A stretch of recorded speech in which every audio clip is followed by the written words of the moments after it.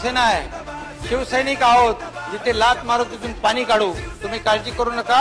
50 मधला एकही माणूस मी पडू देणार नाही.